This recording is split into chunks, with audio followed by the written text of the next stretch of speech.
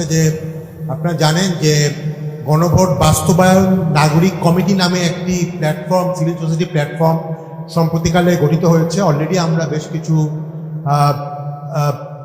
অনুষ্ঠান আয়োজন করেছি। তার মধ্যে একটু উল্লেখযোগ্য ছিল গত 3 দিন আগে সংসদ ভবনের সামনে একটি মানববন্ধন। আপনাদের এখানে অনেকেই সেদিন উপস্থিত ছিলেন।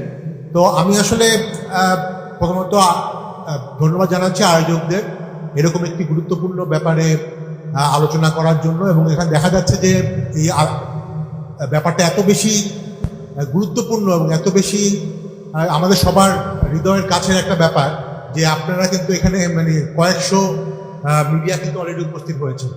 বাট আমার কাছে একটা জিনিস মনে হচ্ছিল যখন আমি আলোচনাটা এটা দেখলাম টাইটেল যে 2/3 সংখ্যাগরিষ্ঠতা, আমি একটু কনফিউজ হয়ে গেছি। 2/3 সংখ্যাগরিষ্ঠ বলতে আসলে কি বোঝানো হচ্ছে? আমার কাছে 2/3 মানে হচ্ছে গণভোটের 2/3 মানুষ এই গণভোটে ভোট দিয়েছে। তো এটা তো আসলে এই 2/3 ইজ মোর ইম্পর্টেন্ট দেন সিটের 2/3।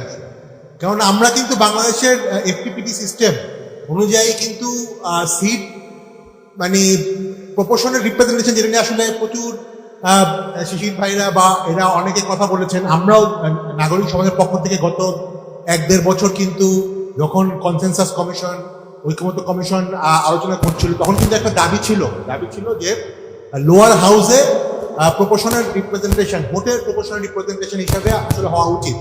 তো তখন কিন্তু আমরা, এবং এই ব্যাপারটা যে শুধুমাত্র জামাত ইসলামী বা কিছু ইসলামিক দল করেছিল তা কিন্তু না, এখানে আমাদের এখানে অনেকেই আছেন।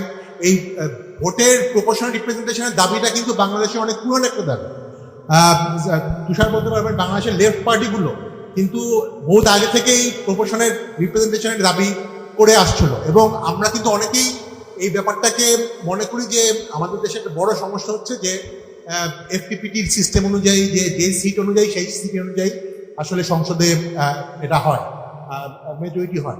তো তারপরেও আমরা নাগরিক সমাজ কিন্তু যখন বিভিন্ন পলিটিক্যাল পার্টি আমাদেরকে বলেছিল, আমরা জাতির ঐক্যর স্বার্থে বলেছিলাম যে ঠিক আছে আমরা অ্যাটলিস্ট আপার হাউসে যাতে প্রপোর্শনাল রিপ্রেজেন্টেশনটা হয়, কিন্তু লোয়ার হাউসে যেরকম বর্তমানে সিস্টেম আছে সেই সিস্টেমই কিন্তু যাতে আপাতত একটা ঐক্যমত্যের স্বার্থে কিন্তু যাতে বজায় থাকে। তো আমরা ধন্যবাদ জানিয়েছি যে পার্টিকুলারলি যে এই যে রাজনৈতিক দলগুলো আসলে লোয়ার হাউসেও প্রপোর্শনাল রিপ্রেজেন্টেশন চাচ্ছিল, তারা অ্যাটলিস্ট এটা মেনে নিয়েছে এবং জাতীয় ঐক্যমত্যের স্বার্থেই কিন্তু অ্যাটলিস্ট লোয়ার হাউসে এক্সিস্টিং সিস্টেম এবং আপার হাউসে প্রপোর্শনাল রিপ্রেজেন্টেশন। তো আমরা দেখলাম যে আসলে বিএনপি তো কখনোই প্রপোর্শনাল রিপ্রেজেন্টেশনের ব্যাপারে রাজি ছিল না। এবং আমার ধারণা, অনেকে হয়তো আমার সাথে একমত হবে, যে শুধুমাত্র এই একটি কারণে যে আপার হাউসে প্রপোর্শনাল রিপ্রেজেন্টেশনটাকে গণভোটে আলাদা করে দেওয়ার কারণেই আমার ধারণা বিএনপি এই গণভোটটার এই ইমপ্লিমেন্টেশনটার ব্যাপারে এক ধরনের নেগেটিভ একটা অবস্থান নিয়েছে। কারণ অন্যান্য যে ব্যাপারগুলো আছে সেখানে কিন্তু অলরেডি বলা আছে যে জুলাই সনদ অনুযায়ী এগুলি ইমপ্লিমেন্টেশন হবে। বিভিন্ন দুর্নীতি দমন কমিশন বা অন্যান্য যে অ্যাপয়েন্টমেন্টগুলো, এবং সেক্ষেত্রে কিন্তু বিএনপি কিছু কিছু জায়গায় নোট অফ ডিসেন্ট দিয়েছে। তো যদি জুলাই সনদ বা গণভোট বাস্তবায়ন কমিটি গণভোট বাস্তবায়ন হয়ও, তখন এই সংবিধান সংস্কার সভায় বিএনপি নোট অফ ডিসেন্ট অনুযায়ী কিন্তু কাজ করতে পারে, কারণ তার তো অলরেডি মানে হাফ মেজরিটি আছে। তো যেই সংবিধান সংস্কার সভা হবে সেখানে তো অলরেডি বিএনপি মেজরিটি, অতএব বিএনপি কিন্তু তার নোট অফ ডিসেন্ট অনুযায়ী কিন্তু সেটা করতে পারবে বলে আমাদের ধারণা। কিন্তু যেহেতু এখানে প্রপোর্শনাল রিপ্রেজেন্টেশনটা বলা আছে আপার হাউসে, এটা কিন্তু একটা বাধ্যতামূলক একটা ব্যাপার, যেহেতু গণভোটের মাধ্যমে জনগণ এটা রায় দিয়েছে। তো এই একটি কারণেই আমাদের ধারণা যে হয়তো বিএনপির ক্ষেত্রে এই নেগেটিভ ব্যাপারটা। তো বাট আমার আসলে মেইন সমস্যা মনে হয় যে আমি লিগাল ব্যাপারে যেমন এখানে অনেক 3-4 জন খুব কনস্টিটিউশনাল এক্সপার্ট আছেন, বাট আমার কাছে মনে এক সবসময় প্রশ্ন যে এই জুলাই সনদে বা এই গণভোটে এমন তো কোনো ব্যাপার নাই যেটা আসলে বিএনপির বর্তমান ক্ষমতাকে বা বর্তমান তার যে রাষ্ট্র পরিচালনার যে ক্ষমতাকে বিরাটভাবে চ্যালেঞ্জ করবে। কারণ বিএনপি অলরেডি সিট অনুযায়ী 2/3 আছে, বিভিন্ন জায়গায় তো বিএনপি তার বা বর্তমান সরকার তো তার নিজের পছন্দ মতো লোকজনকেই বসাচ্ছে অলরেডি বা বসাতে যাচ্ছে। তো এটা আসলে জুলাই সনদ যদি বাস্তবায়ন পরিপূর্ণভাবে হয়ও, গণভোট বাস্তবায়ন যদি পরিপূর্ণ হয়ও, এটা কি আসলে বিএনপিকে মানে খুব মানে এক ধরনের ডিফেন্সিভ পজিশনে ফেলে দেবে কিনা? আমার তো মনে হয় না। তাহলে আসলে কেন করছে না? এটা কি আসলে শুধুমাত্র টেকনিক্যাল কারণ, যে একটা লিগাল টেকনিক্যাল ব্যাপারে, নাকি এখানে আসলে অন্য কিছু আছে? আমার কাছে আসলে কেন জানি মনে হয় যে কিছু হয়তো অন্য কিছু আছে, হয়তো ইগো হতে পারে, একটা ইগো হতে পারে যে না কেন এখানে ঐক্যমত্য কমিশনের মাধ্যমে কিছু জিনিস হয়তো তারা মনে করতে যে চাপিয়ে দেওয়া হয়েছে। বাট আমার কাছে আসলে I am much more concern, যদি ফ্র্যাঙ্কলি বলি, 2030 সালের নির্বাচন নিয়ে, যেটা নিয়ে হয়তো অনেকে এখন এখনো কথা বলছে না। কারণ নির্বাচনটা কিভাবে হবে সেটা কিন্তু জুলাই সনদে স্পষ্টভাবে বলা আছে, এবং তখনকার অন্তর্বর্তীকালীন সরকার কিভাবে গঠিত হবে সেটা কিন্তু মানে এখানে অলরেডি অনেকে ঐক্যমত্য কমিশনের মেম্বার ছিলেন।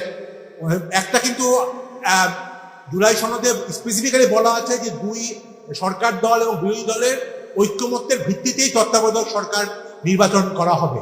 কিন্তু বর্তমান সরকারের পক্ষ থেকে সালাউদ্দিন আহমেদ সাহেবরা কিন্তু তখন থেকেই খুব ইনসিস্ট করছিলেন যে না, এটা বিচারপতি, যে শেষ বিচারপতি, আপিল বিভাগের বিচারপতি এটা প্রধান হিসাবে হবে। তো আমার কাছে আসলে মনে হয় যে বিএনপি হয়তো মাথায় তার আছে, বা বর্তমান সরকারের মাথায় আছে 2030 সালের বা 31 সালের নির্বাচনটাকে মাথায় রেখেই ওনাদের ক্ষেত্রে হয়তো এই জুলাই সনদের এই ব্যাপারটা অনেক ক্ষেত্রে এক ধরনের নেগেটিভ ব্যাপার। কারণ এখানে অন্য কোনো আইটেম আমি আর দেখি না যেটা আসলে বিএনপিকে বা বর্তমান সরকারের ক্ষমতাকে সে বিরাটভাবে আসলে খর্ব করবে।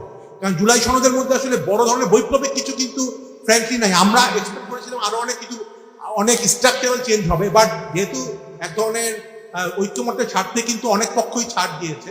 বাট আমি আসলে মেইন কনসার্ন, সত্যি কথা বলতে, একদিকে বেশ কিছু জিনিসপত্র হয়তো আসছে না, বা যদি বিএনপি বা বর্তমান সরকার তার মতো করে এটাকে ড্রাইভ করে, বাট আমার major concern is much more 2030 সালের নির্বাচন। তা আমি আসলে এই জায়গা, এই পর্যায়ে থামছি। আজকে অনেকে এখানে আলোচক আছেন, তাদের থেকে আমরা তো শুনবো। বাট অফকোর্স একটা ব্যাপার দিয়ে বলবো যে সবসময় আমরা বলে আসছি যে সংবিধান আসলে মানুষের জন্য, মানুষের মানে সেই মানুষ যদি আসলে, যেখানে অলরেডি বলেছে বাংলা জনগণ যেখানে 2/3 বেশি একটা সম্পর্কে রায় দিয়েছে, এইটাকে যদি যে কোনো সরকারি বা যে কোনো রাজনৈতিক দলে যদি এটাকে অবজ্ঞা করে, তার কিন্তু এক ধরনের পলিটিক্যাল মাসুল দিতে হবে। এটা হয়তো আজকে দিতে হবে না, কালকে দিতে হবে না, এই বছরের না বা পরের বছরের না, কিন্তু কোনো না কোনো সময়ে কিন্তু এর মাসুল কিন্তু তাদেরকে দিতে হবে। আমার ধারণা বিএনপি একটি বড় রাজনৈতিক দল, জনগণের সমর্থন পাওয়া দল, তারা এই পলিটিক্যাল, যেটাকে বলে পলিটিক্যাল হারিকিরি বা পলিটিক্যাল সুইসাইড, তারা এটা করবে না, এবং গুড সেন্স উইল প্রিভেইল। এবং আমি আবারও আহ্বান জানাবো সরকার প্রধানের কাছে, বিশেষ করে মাননীয় প্রধানমন্ত্রীর কাছে, যে তারা যাতে জনগণের এই রায়টাকে, গণরায়টাকে সম্মান জানায়, এবং যেভাবে বলা হয়েছে গণভোটের মাধ্যমে সেভাবেই এই প্রসেসটা তারা ইমপ্লিমেন্ট করে। ধন্যবাদ। ধন্যবাদ ফাহিম মাসরুর ভাইকে। তিনিও মনে করেন যে জুলাই সনদ বাস্তবায়ন হওয়া উচিত এবং গণভোটের রায় কার্যকর হওয়া উচিত। এ পর্যায়ে আমরা একই বিষয়ে আলোচনার জন্য আহ্বান করছি